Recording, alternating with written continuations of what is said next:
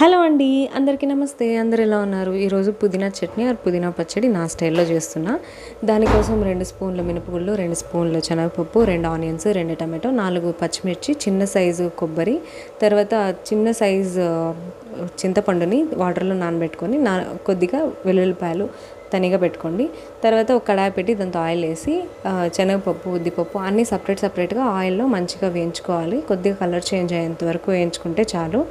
తర్వాత ఆకేసుకున్నప్పుడు అది వాటర్ ఏమన్నా వచ్చిందంటే అది వాటర్ వెళ్ళేంత వరకు కొద్దిగా ఫ్రై చేసుకోవాలి. దాని తర్వాత టమాటోని మాత్రం లాస్ట్లోనే వేసుకోండి, ఎందుకంటే ముందుగా వేసుకున్నారంటే నల్లగా ఒక ఫ్లేవర్ వచ్చేస్తుంది అనమాట, ఫ్లేవర్ చేంజ్ అయిపోతుంది. అందుకోసం లాస్ట్లోనే చేసుకోవాలి. ఫైనల్గా మంచిగా ఒక ప్లేట్లో వేసి ఆరబెట్టి మిక్సీ పట్టి ఉప్పు వేసుకొని మంచిగా ఫైన్ పేస్ట్ చేసుకొని ఇడ్లీలో కానీ దోశలో కానీ అన్నిటికీ సూపర్గా ఉంటుందండి. ట్రై చేసి ఎలా ఉందో కమెంట్ చేయండి.